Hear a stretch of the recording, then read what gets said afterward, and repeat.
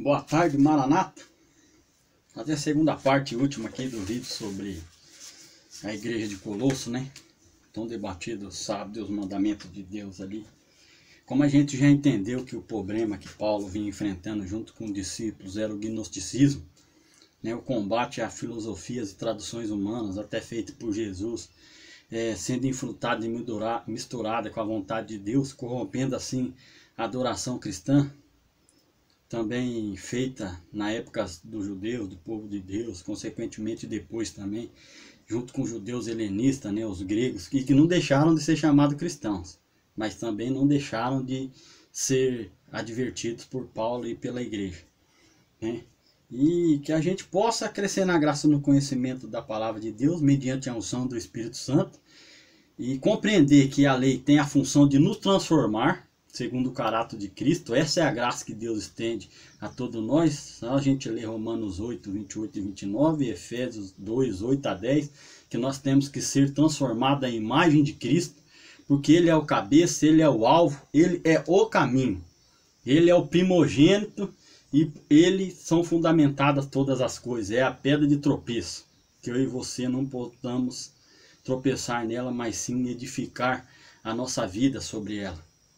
E consequentemente seguimos ouvindo a voz de Cristo e nos preparando para a eternidade.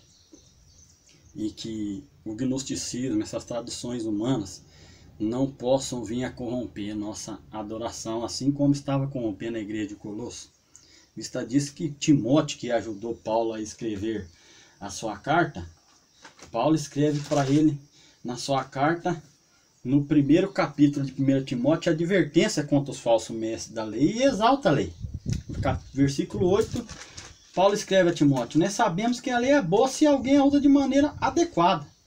Também sabemos que ela não é feita para o justo, mas para os transgressores e insubordinados, para os ímpios e pecadores, para os profanos e irreverentes, para os que matam pai e mãe e homicidas, e os que praticam imoralidade sexual, homossexuais, sequestradores, mentirosos, que juram falsamente, para aquele que se opõe à doutrina.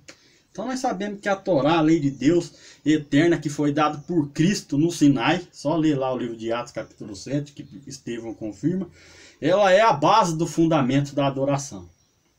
E você não se deixando moldar por essa lei, por essa vontade que Deus tem para com o ser humano, e trazer ela na sua vida, principalmente com Deuteronômio 6, 4 a 9, vai dizer que ela tem que estar na frente dos seus olhos e na sua mente, e aí sim você vai se livrar da marca da besta, que é uma adoração imposta pelos homens. Você vai ser edificado e transformado ao caráter de Cristo, e ter o direito de ser chamado cristão, assim como os discípulos tiveram. Então a gente vê que não tem fundamento cristão a igreja viver em desacordo com a lei e querer abolir a lei, né, no caso. E aí a gente vai entender o que Romanos 8:1 diz, que aquele que está em Cristo Jesus não será condenado. Mesmo nós como pecadores, caindo, sendo transgressores da lei, em Cristo a gente somos perdoados desses pecados. E devemos lembrar que o primeiro e maior mandamento é o amor a Deus.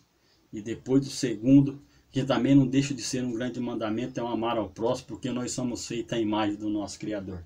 Gostaria de ler com vocês aqui, primeiro capítulo de João 15. E por que é combatido tantos mandamentos e por que há também contra aquela igreja que era chamada de caminho e a igreja de hoje que é chamada de seita, segundo Atos 24, 14 e 15, é tão combatida e tão julgada pelo cristianismo corrompido de hoje. Capítulo 15 de João, versículo 10, Jesus escreve: se vocês obedecerem aos meus mandamentos, e devemos lembrar que Jesus é Deus, permanecerão no meu amor, assim como tenho obedecido aos mandamentos de meu Pai, e em seu amor permaneço. E depois ele escreve aqui do 18 ao 21, porque o mundo odeia os discípulos. E eu vou ler para você o 20 e o 21. Lembre-se das palavras que eu lhe disse: nenhum escravo é maior do que o seu senhor. Se me perseguiram, também perseguirão vocês. Se obedecer a minha palavra, também obedecerão a de vocês. Tratarão assim vocês por causa do meu nome, pois vocês conhecem aquele que me enviou. Tá vendo? Vocês conhecem quem é o verdadeiro Deus. Vocês são os verdadeiros adoradores. porque vocês não corromperam a doutrina e não esqueceram dos meus mandamentos. E a gente também lê aqui na primeira carta de João, capítulo 3, versículos 21 ao 23, João escreve: quem são os filhos de Deus, né? Amados, se o nosso coração não nos condenar, temos confiança diante de Deus e recebemos dele tudo o que pedimos. Por quê? Obedecemos aos seus mandamentos e fazemos o que lhe agrada. E este é o mandamento, que creemos no nome de Jesus Cristo e que amamos uns aos outros assim como ele ordenou. Os que obedecem o seu mandamento, nele permanece e ele neles. De seguinte modo sabemos que ele permanece em nós pelo Espírito que nos deu. Então o Espírito de Deus, ele vai nos dar o entendimento e o propósito de Deus. E vai nos firmar na rocha. Nós não vamos firmar a nossa adoração e nossa vida na areia. Vai ser em solo firme. E a gente vai entender o que Paulo quis dizer em 2 Coríntios 3:6, né? A letra mata, mas o Espírito vivifica. A gente precisa compreender o Espírito da lei. E que se a gente observar a lei como ela está lá, devido à nossa tendência pecaminosa, nós nunca entraremos no céu. Quem salva é Cristo, ele é o cabeça. E Cristo jamais deixou de ser obediente ao Pai. E principalmente nunca destruiu a doutrina, né? Por ele mesmo disse que não veio abolir a lei. E enquanto o céu e a terra não passar, a lei não cairá nem um tio nem um i. E nem Paulo e nem os discípulos aboliu. Mas para que nossa vida espiritual ela possa continuar firmes e que nós a cada dia possamos permitir que a porta do coração seja aberta por nós mesmos, pela fechadura, a tranca que está do lado de dentro, para que Cristo possa entrar e nos transformar. Nós não devemos deixar que o mundo nos corrompa. E devemos seguir o conselho de Pedro aqui na sua segunda carta, no capítulo 1, do versículo 9 ao 11, ele escreve: todavia, se alguém não as tem, está cego, só vê o que está perto, esquecendo da purificação dos seus antigos pecados. Portanto, irmão, empenham-se ainda mais para consolidar a chamada eleição de vocês, pois se agirem desta forma, jamais tropeçarão. E assim vocês estarão ricamente providos quando entrarem no reino do eterno, do nosso Senhor e Salvador Jesus Cristo. Do que ele está falando? Só você ir no versículo 8. Ó. Essas qualidades existem se estiverem crescendo em sua vida. Elas impedirão que vocês, no pleno conhecimento do nosso Senhor Jesus Cristo, sejam inoperantes e improdutivos. Então a gente sabe que sem a doutrina, sem a lei, não há transformação de vida. E o gnosticismo, o antinomismo e o asceticismo, eles corrompem a lei. Ou de uma maneira querendo tirar dela como uma forma de guia do cristão, que é o que Paulo vai escrever, ou querendo infiltrar nela a adoração humana e corromper, que isso é mais abominável do que você erguer a mão e dizer que não quer. É você prestar uma adoração da maneira que Deus pede, fazendo assim uma falsa adoração. E isso vai acontecer no fim dos tempos. Já está acontecendo em muito lugar.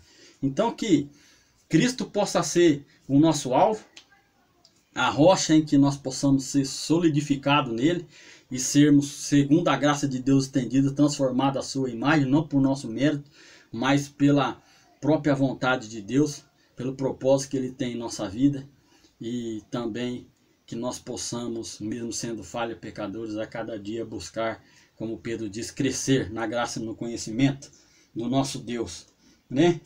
E o cego só vê o que está perto. Como a pessoa não pode ser cega e míope ao mesmo tempo, é possível que Pedro se refira a quem fecha os olhos, semelhante à pessoa cega no sentido de ter fechado os olhos diante da verdade. Então que eu e você não fechemos os olhos para a verdade. A verdade é Cristo.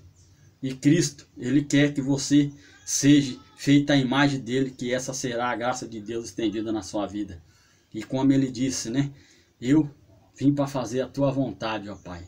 Por isso que a palavra de Deus em nenhum momento se contradiz.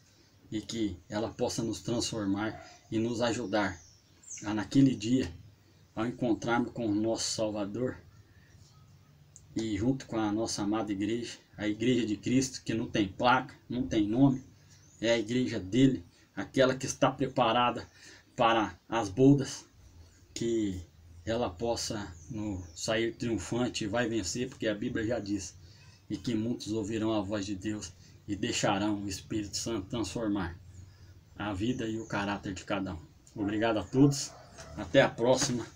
Maranata.